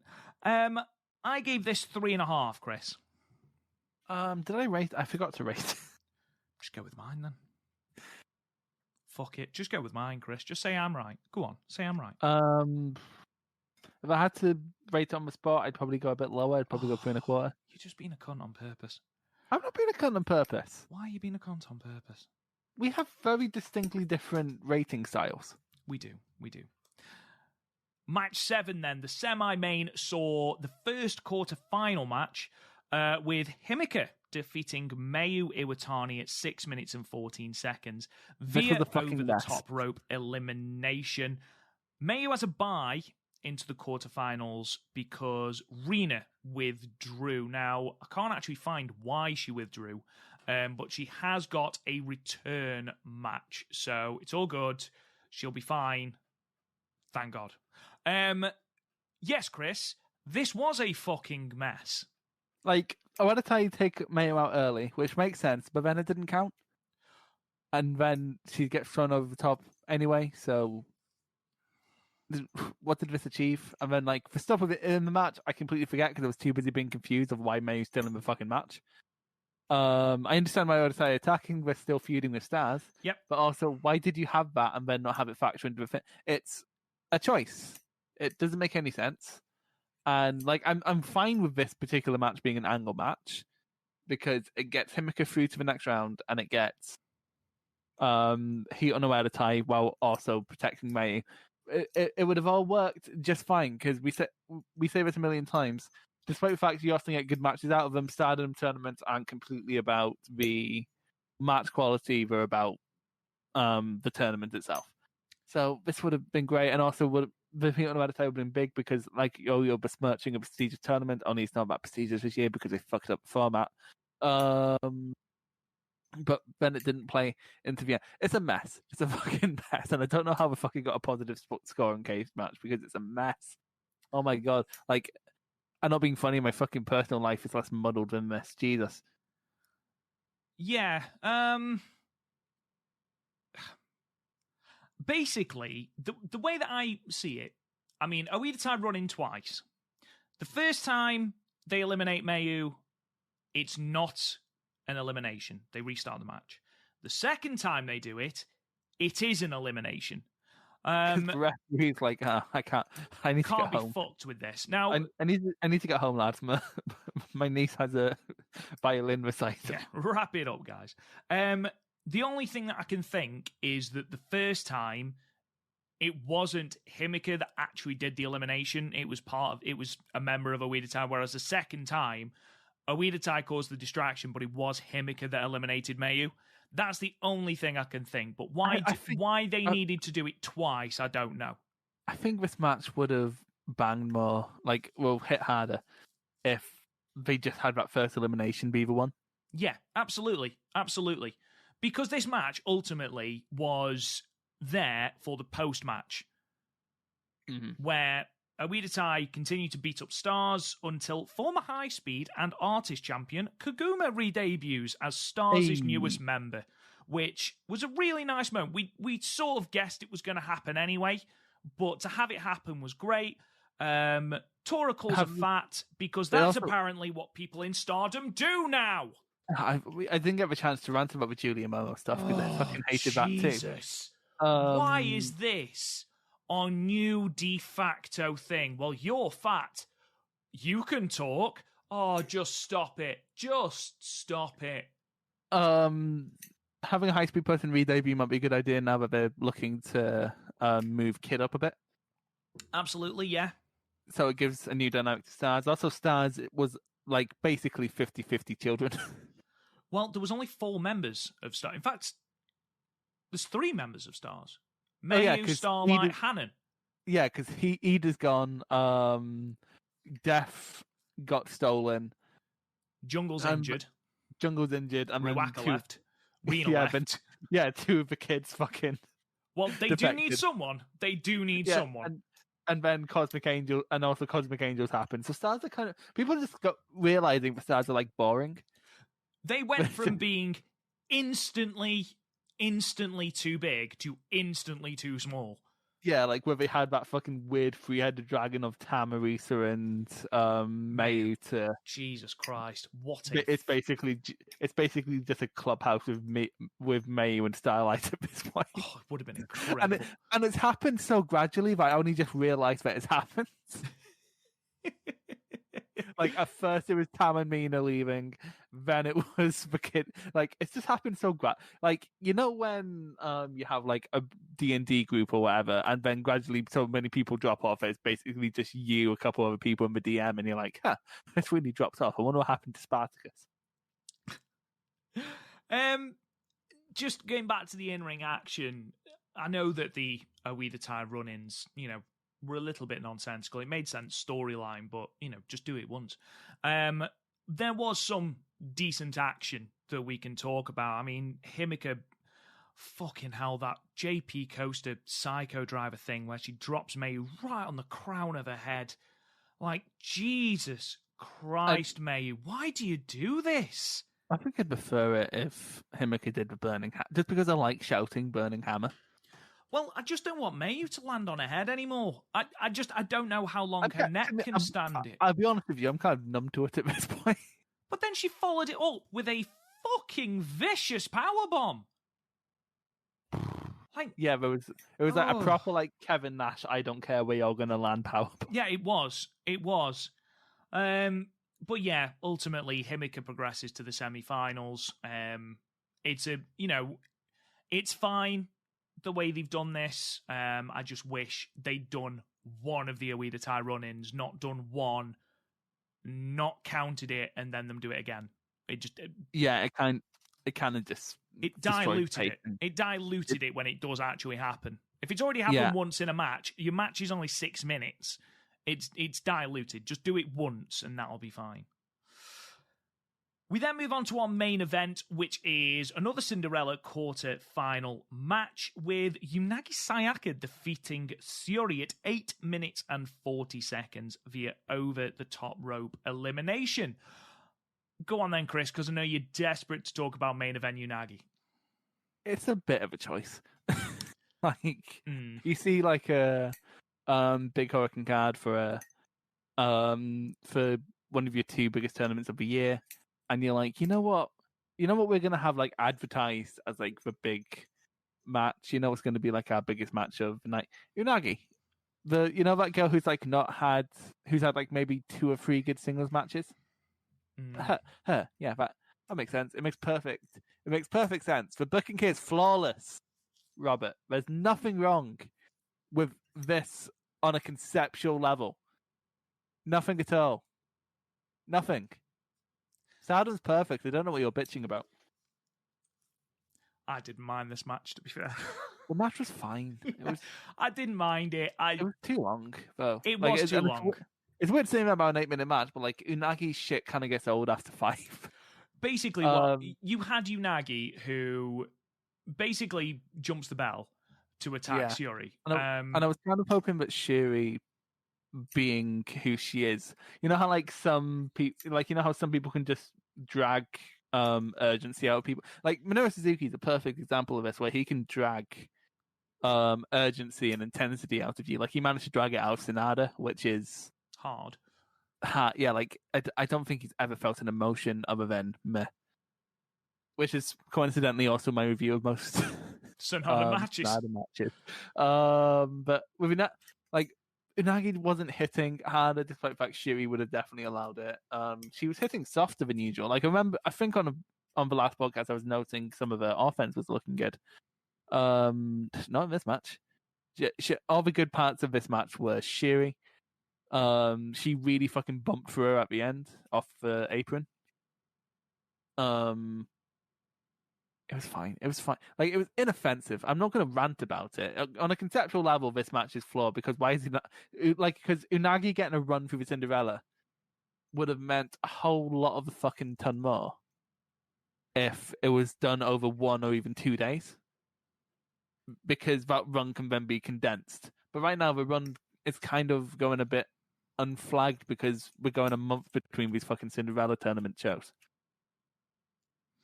I don't mind him. I'm not going to rant about it. I think you did a wonderful job of that on the last episode, but I don't particularly mind it. Yes, this match went too long. You can argue that the story was basically Shiori getting complacent, beating the shit out of Unagi, and then getting complacent, and that's ultimately why she lost. Unagi, of course, a winner of an over-the-top battle royal, so it's her specialty. Exactly. Quick kayfabe breakers right there. Ultimately, I didn't hate it. You can argue that it went longer, should I say long, it's 8 minutes, longer because you are looking to Shiori to basically paste Unagi around the ring for a bit to build that babyface fire. But yes, I do agree, it could have been condensed. Ultimately... I don't think I'd have ranted about it as much if it wasn't a main event.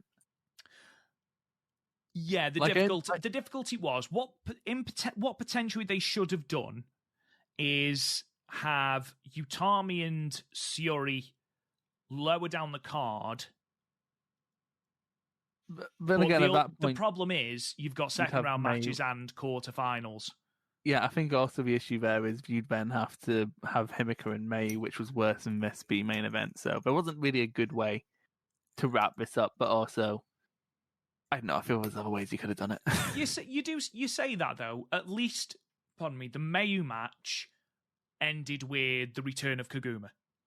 Yeah, so it could have ended on like a decent moment. Exactly. You could. Yes, Mayu's been eliminated, but Kaguma's returning. So, and I'm really, really excited for that. That does give us the semi-finals as follows. So the semi-finals that will take place on the 12th of June are Unagi Sayaka versus Maika and Himika versus Saya Kamatani. We talked at the very, very start of the tournament, Chris, about who we thought was going to win. My pick was instantly out because fuck you, Rob. That's why.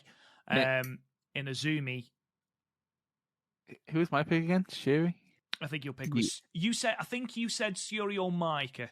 No, I think I said Shiri, and then I retracted Shiri because I realised that they were building towards Shiri and Utami at thingy, and we were just going to have Shiri beat Utami. So... either way, I don't think I made a backup pick, so our picks are out. If I had to pick from the current field, I would love Saya versus Maika final. I think that would be a good way to put forward the statement of A, young company, and B, that they're two people who Stardom very clearly want to get more behind, which is often what the Cinderella Tournament's been used for over the last few years.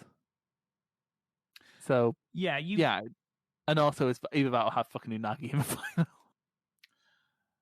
Well, no. I don't, yeah. I'd be surprised. She's had the run, she surprised people. I mostly just don't want it to happen because I openly laughed when a question came up of Unagi winning the tournament. Yeah, we should apologise to that person. Unfortunately, I can't remember who it was, but we did, and you might be right. So you might have actually done a better job at the pick'ems than us, and we do a podcast on Stardom, so who the fuck are we? I mean, here's the thing. I still don't think I'd be wrong to laugh. It's like if someone said at the beginning of 2020, hey, Evil's going to be IWGP double champion. Yeah, nobody fucking saw that coming, did they? Jesus. Yeah. So, it's not exactly... weird things happen in wrestling when Bushiroad owned you.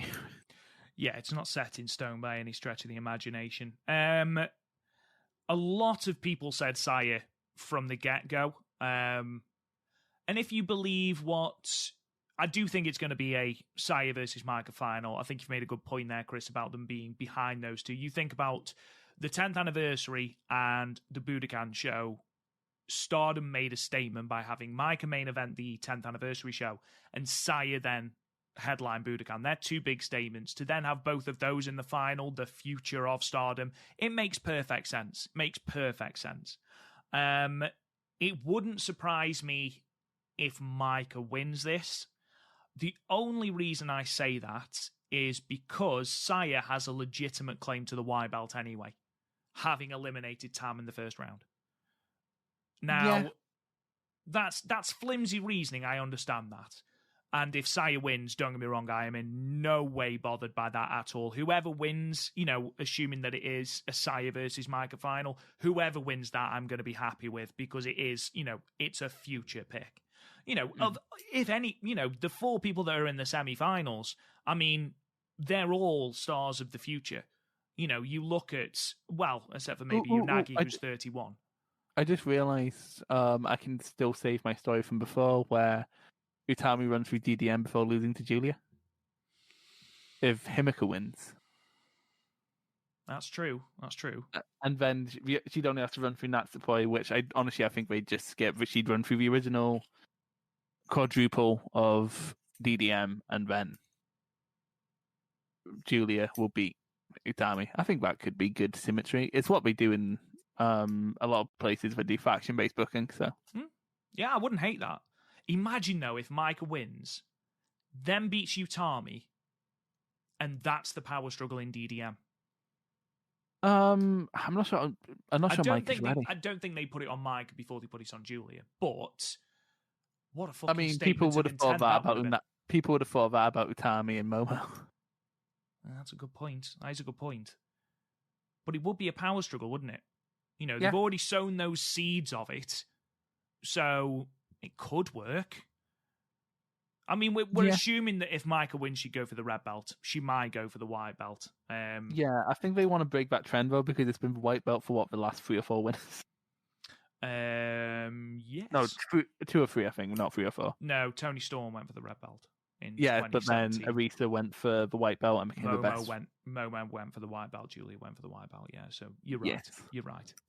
Julia had to go for an extra fucking tournament to get that white belt. It's true. That made no fucking sense whatsoever. Use your wish, Julia. You have a wish. Yeah, you have a wish.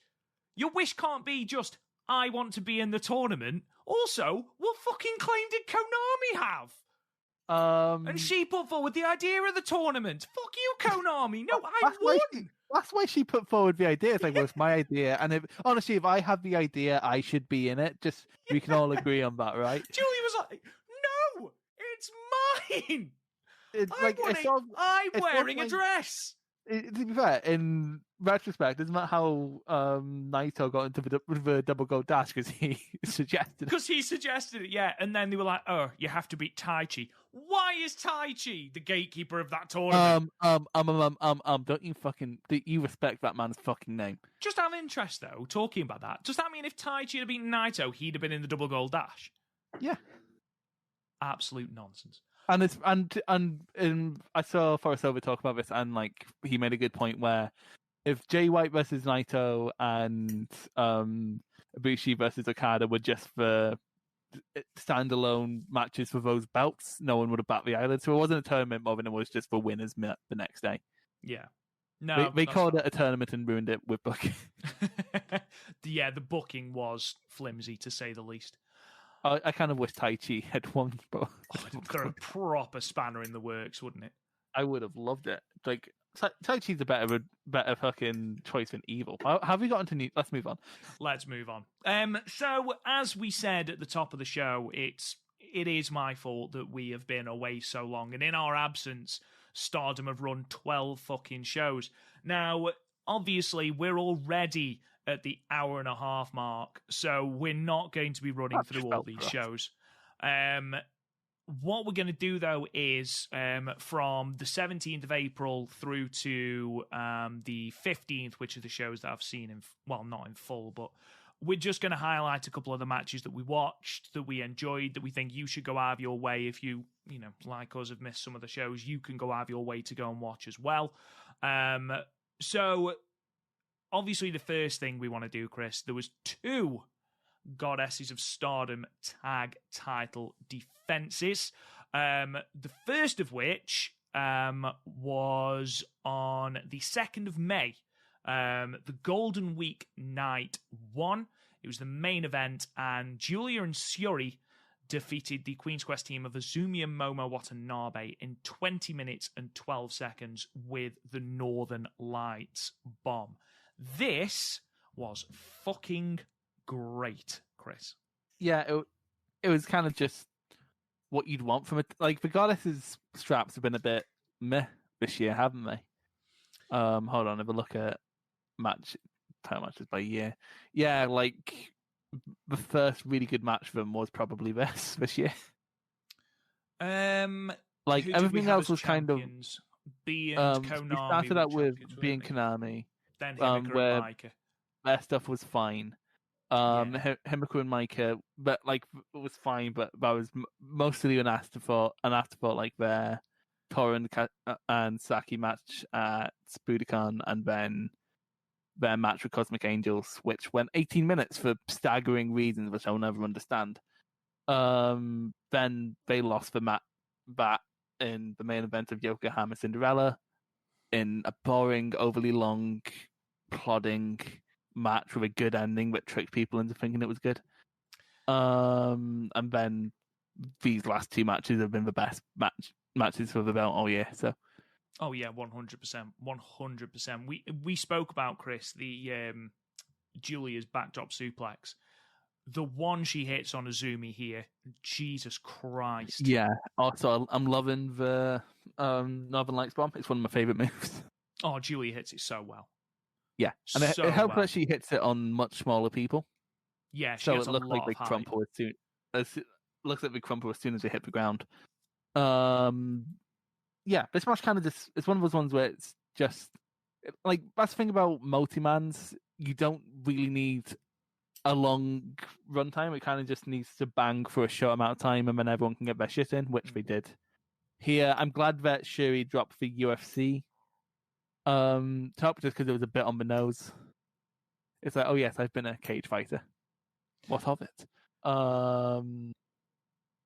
Yeah, again, it's one of those matches where there's not a ton to say because they kind of just dropped each other on their heads for 20 minutes and it led to a fun time. Yeah, basically, you've got 4 people in the ring that can go, and they brought it. Yeah, Syuri continues to have amazingly good chemistry with the high-speed people. Yes, yeah, she does. She proved at Korakuen that she had great chemistry with Azumi, and they displayed that again here. I thought Azumi did really well, and this is going to be a compliment that I pay Starlight Kid a little bit further down the line.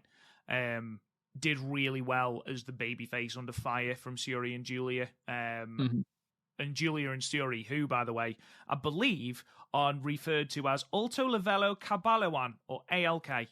I don't know what that means, but it's ALK, Ulk. So I really enjoyed the fact that the Ulk were separating the ring, cutting Azumi off from tagging Momo back in. The Momo and Julia exchanges were great. Ultimately, like I said before, it is 4 people who slapping. That's literally what it is. It's a great match. Go out of your way to watch it. It doesn't quite make up for the fucking bill. Well, no, it doesn't quite make up for the whole Momo's fat thing, which I still don't like. I remember seeing that, thinking I'm not looking forward to having to cover any of it, and then they go in and it's like they're not really feuding. They just had a tag title match. It was just a Twitter thing. But I don't want that to permeate every single Stardom feud because I'm sure Tora has had this with somebody else before she did it with Kaguma. Oh, she called, didn't she call Saki Beansprout? No, there was something else. There was a different feud where she got called fat. And it's just like, or she called someone fat. And it's just like, come on, we're better than this. Let's not do this again. But yeah. It's Mojo! Fat asses. Fat asses! Oh, Scott Steiner. Yeah, go out of your way to watch this one. The rest of the card's fine, but just go and check out this match. It's really, really good. Really good. They then had their second defense in Nagoya on the 15th of May at the Nagoya Congress Center in front of 263 people, where they defended and were successful against MK Sisters, with Julia pinning Starlight Kid, again with the Northern Lights bomb that they are building as an indestructible move, which I am a fan of. Chris, for me, Starlight Kid was the standout in this match. Yeah, she was the babyface in Perov. Most of it, she was very fiery. Her, again, every criticism we had of her this time last year is basically gone. Her offense is no longer weak. She has a bit of a wider variety of moves. She has some kill moves she can pull out in a flash, and yeah, it's just a perfect distillation of her improvement, which is great because she was definitely like the highlight in this match, and this match includes fucking Shuri, Julia, and Mayu. And Mayu's having a bit of a, I guess it makes sense after the year she had last year, but she's having a bit of a low-key year, isn't she? I don't want to say bad because she's not had any bad performances really, but like with the exception of a match with Yoshiko, she's not really got a ton of match of the year contenders under her belt. I don't think it's a case of and it's not a case of she's not being pushed to have these great matches, because she had a TAM match. She's been in a fair few big tags like this one. Like I'm not criticizing her, because quite frankly, if she kept going the way she was going in 2020, she'd probably be dead right now. But yeah, she's been in a lot of multi-mans, hasn't she? This feud with Oida Tai, the feud with Cosmic Angels. It's been more of a team-based feud as opposed to a singles feud. But yeah, like you said, the Yoshiko match proved that she can still go with the best of them. So no, I'm not saying that she can go, and she's just sort of having a almost a rest year. Yeah, I mean this match was fantastic. I don't know what the fuck was with the blue filter on the hard cam, but it was doing me. That was weird, wasn't it? It was. It was one camera though. There was 4 camera angles, and 3 of them were fine. Yeah. So it was so jarring when you got to the wide camera. Did we just bring the wrong camera? I think so. Did someone just not take the saran wrap off the lens? Did someone like lean on the mixing desk it's like the make blue button? I love the fact that you think that there's a make blue button. I don't know. There's probably like a color mixing component, and like normally the main colors are like red, green, and blue. So like someone just leaned on blue and it went right up. Maybe that person's just a massive fan of Eiffel. Maybe. Yeah, this match was great. I actually enjoyed this match more than the Momo AZ versus ALK match. Same here. This one I enjoyed just because I made the comparison between Azumi and Starlight Kid earlier. Starlight Kid played the fiery babyface so fucking well. Like, she spent so much time in the ring on her own being cut off from Mayu. She got the shit beaten out of her, but she brought the fire. And the fact that they played on the history between Starlight and Julia and that match at Korakuen, and you've got Starlight basically losing her shit, mounting Julia, slapping her in the face, engaging in these forearm competitions that, you know, she's losing, but she's that fired up that she's doing anyway. There was one moment where she was in the ring on her own with Shuri and Julia, and she was just literally taking it in turns to kick the shit out of them. But then, you know, the numbers advantage takes a hold. She gets hit with the buzzsaw kick and the Northern Lights bomb. But that fiery aggression in her offense is, like you mentioned earlier, it's everything we said we wanted her to have when it came to her offense. That aggressive edge that made it look like it actually hurt. Yeah. And I think she did that here. And I think she did it really, really well. Like I've just said, if you can be a focal point of a match that also contains Shuri, Julia, and Mayu, 2 of which, in fact, all 3 of which are the top, are in the top 5 best workers in the company, and you are the standout, that's fucking good. And it's not because the other 3 sucked either. It's just because they centered the story around Starlight, and I think that worked tremendously. Yeah, they gave her the platform to be good, and she took it. The one thing is, I mean, comparison between Azumi and Momo, this kind of story wouldn't work as, not Momo, Azumi and Starlight, this wouldn't work as well with Izumi because she's much more stoic. Like, she kind of doesn't change her facial expression very often. No, it's not. Whereas Starlight, which is weird considering she wears a mask. Yeah, she's very expressive under that mask, isn't she? She's a lot more emotive, definitely. A lot more emotive than Izumi. Which, by the way, is fine. Like, yeah, totally. So, like, you need different, but they try to play similar stories here, and it worked better with Starlight. Yeah. Well, I will say, like, matches are tremendous, though. The highlights of the Queen's Quest match were higher than the highlights of the Stars match, but the Stars match had a better through line. Yeah, I can get on board with that. Do you prefer the Momo Izzy match? No, I do prefer this one, because Starlight Kid is low-key Stardom wrestler of the year. I'm trying to think who would be better. Maybe Julia, but she's more in terms of character work than actual match quality. Yeah, Tam, yeah, because she carries the Cosmic Angel sides of most of these 6 months.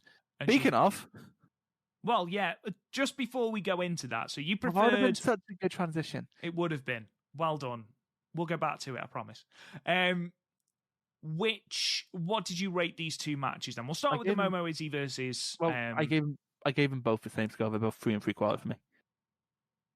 I gave 3 3/4 to Momo Izzy. I gave 4 stars to Starlight and Mayu, for the reason I spoke about before. So, obviously, Chris, you want to talk about the Ode 6 percentile, the Artist of Stardom Championship match. So, we started, our first defense was in the Golden Week tour, night 3, the 5th of May. It was the main event of that show. Oh, no, it wasn't. What am I talking about? I apologize. Please ignore me. I'm looking at the number 1 contender match, which has completely confused me. We'll start with the other one just because I'm here now. So we'll look at the one from Nagoya. Night 2, the 16th of that's one I actually May. have stuff to say about. Like the first one's like, it's not good, but it's inoffensive. Like, there's not, like, you're not going to have a great match because at the end of the day you have Unagi, Mina, Def, and Tora in there. Mm. So like, there's a lot of elements that can go wrong, and like, honestly, considering who's in there, it wasn't as bad as it could have been. Especially since Def is now like the imprisoned clown. It's just, it's more scary somehow. It's like if Mr. Tumble went into a dungeon or something. But the fucking Nagoya match, ew.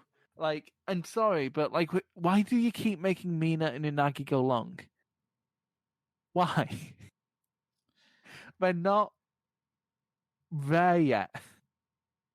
And like, this I know it's a lot of the time when when a 6-man goes to a draw.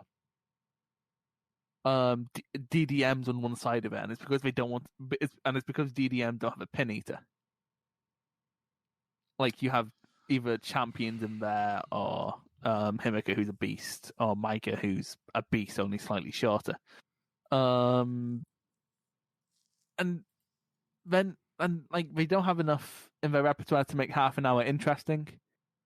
There was some good stuff in here, like Tam and Natsupoi's rivalry. Like, they work fairly distinctly together, and I like that. That was good in here, but why 30-minute draw? Why not have someone fucking lose? Have someone. No one gets over in this situation.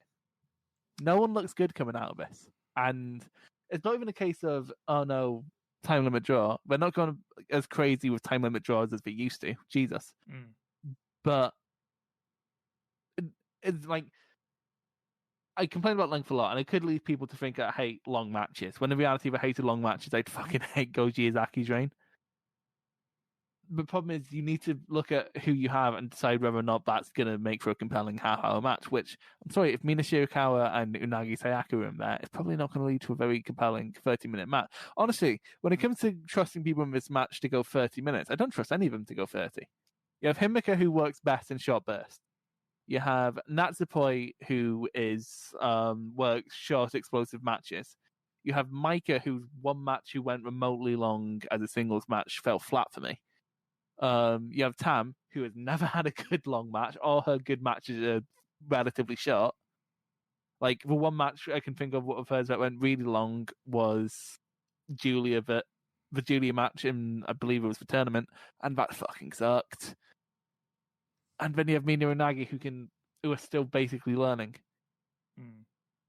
The decision to go 30 minutes baffled me here, and it's awful because I realised that as soon as I saw the runtime on World, and just there was no. If you weren't going to have someone go over, book someone different in this fucking match.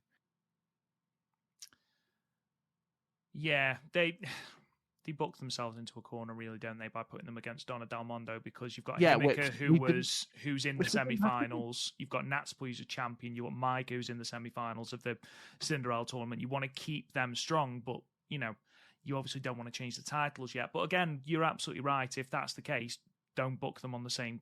Don't book them. Don't book it. But I think that's the problem with Stardom. One thing we don't really have is like the roster depth for a 6-man championship, because basically you just need to run through factions at that point, and they've run through Stars and Queen's Quest already, and Oeditai. So all they had left were DDM because they can't fight themselves. Yeah, that's true. Just another couple of matches that are worth checking out. I'm not going to give you a load of notes for them. They're just matches that I'd actively encourage you to go and check out. From the 5th of May, which was the Stardom Golden Week Tag 3 or Night 3, Natsupoi and Mina Shirakawa put on a really, really good match. Go and check that out. Far better than you'd think it was going to be. And then the main event, the Goddess of Stardom number 1 contendership 4-way match, where Mayu and Starlight Kid get the chance to go on and face ALK. Them versus Cosmic Angels, Tam Nakano, Yanagi, Oeditai, Konami, and Tora, and Aphrodite. Go and check that out as well. Another really, really good match, worth your time. And then finally, I just want to bring this match, which was from Hamamatsu on the 24th of April. I know we're going back quite a bit. There's a 3-way match between Azumi, Mayu, and Momo. Now, it ends in a triple count-out at 10 minutes, which is extremely disappointing. But up until the triple count-out, the match itself, the in-ring action, is really, really good. So if you can look past the triple count-out finish, which is extremely anticlimactic, still go and check out this 3-way. It's a low-key match. It's a low-key, really good match, and I'm sure you can understand that when you look at who is in the match. Silly Billy, low-key isn't in Stardom. So, last couple of things. So we've looked at Golden Week. Let's look ahead to some of the cards that have been announced.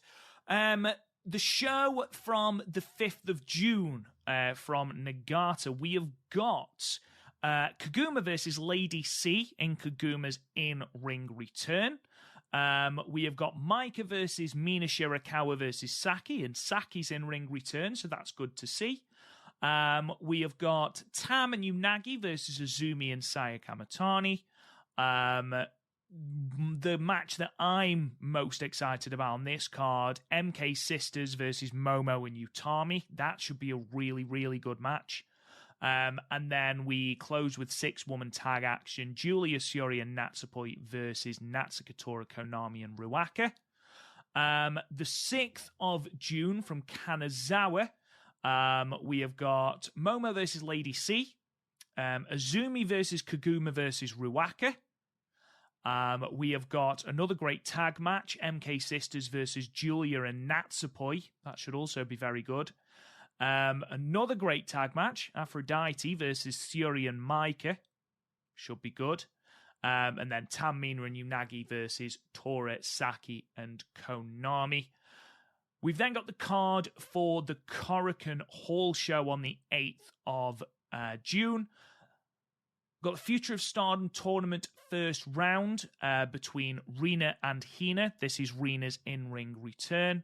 The Mega Twins explode. The Mega Twins explode. Nice. We've then got 2 quarterfinal bouts between Hanan and Unagi. And then Mina versus the winner of Rina and Hina. On the rest of the card, we've got a 4-way Tam versus Azumi versus Konami versus Lady C. 6-woman tag action. Taking the pin of that one. Yeah, yeah, they do. They do sort of telegraph that, don't they? 6-woman tag: Mayu, Kid, and Kaguma versus Natsuko Tora, Saki Kashima, and Ruaka. Further 6-woman tag: Queen's Quest, Momo, Utami, and Sayaka Matane versus Julia, Shiori, and Maika. That could be very good. And then we close with High Speed Championship defense: Poi versus Fukiken Death.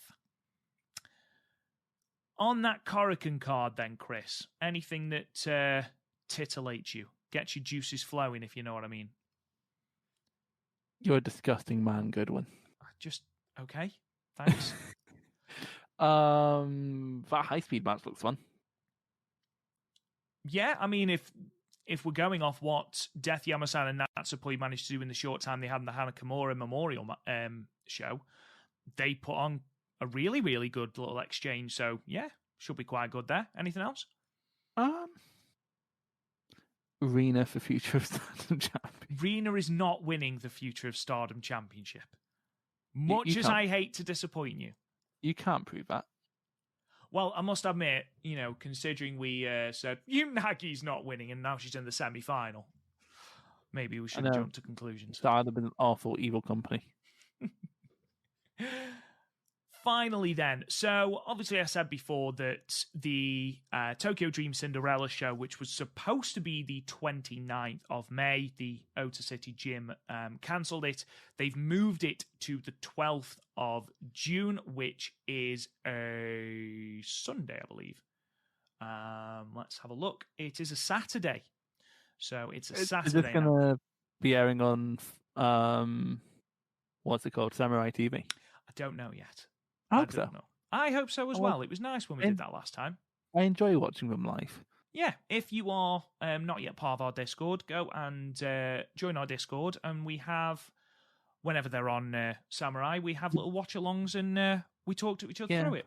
It's good fun. For some reason, despite the Discord being around for over a year now, I still haven't been made a mod. But well, I've seen the kind of shit that you do, so are you surprised? What do you mean the kind of shit I do? You know what I mean. No, I don't know what you mean. Is this still about Toy Story? Fucking Toy Story 2. The tickets there's no ticket information as of yet as to sellouts or anything, so I assume tickets are still available. In terms of a card, there is one match still to be announced, so we don't know what that is going to be yet.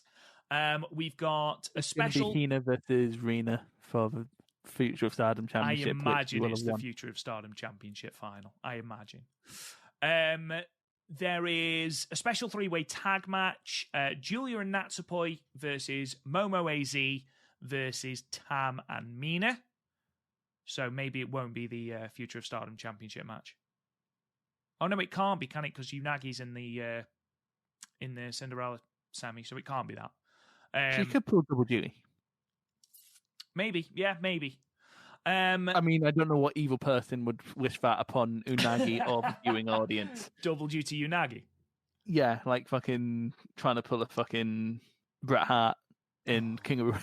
No. We've then got Stars versus Oedatai, the latest installment in their all-out war, with the Stars team of Mayu, Starlight Kid, Hanan, and Kaguma, plus X. Now, whether that is a new person or a returning person, I don't know. It just says X. Maybe it's Yuma Aoyagi. Why do you say that? Honestly, just because I kind of want to hear a song on a Stardom show. But it's the same with Oedatai, Natsuko Tora, Konami, Fukigen Death, and Ruaka and X. So whether that is Saki Kashima or not, I don't know. Will Ospreay. Yeah, he's left New Japan to go to Stardom. Toa Hanare. World of Stardom Championship match, Shiori versus Utami. And then we've got the 2 Cinderella Tournament semi-finals. Unagi versus Himika and and Maika versus... No, it's not. What am I talking about? It's Maika versus Unagi and Himika versus Saya. And then obviously we've got the final as well. Prediction for that, Okan's going to do a running. You're getting tired, aren't you? Let's wrap this up. You need to get yourself to bed, I think. So, It's 4:00 in the afternoon. We'll be back, hopefully, to run through that Korakuen show. Hopefully, we will be able to do a show before we do our review of the Tokyo Dream Cinderella show. Thank you so much for listening, guys. You can find us wherever you get your podcast. Please subscribe. Leave us a comment, 5-star review. It really does help us out. Don't forget to check out the website, www.podmania.co.uk, for all our archived podcast episodes. Make sure to join the Discord. It's a great place to get acclimatized to Stardom if you're a new fan, or just to talk random Stardom shit if you're more of a veteran. Don't forget to check out the website. Don't forget to check us out on Twitter at @TheStardomCast. You can talk to me on Twitter at RealRobGoodwin. Christopher, where can they find you? At John Cena is a coward. Is that even a real Twitter handle? No, but I kind of wish it was. And we'll talk to you guys again soon.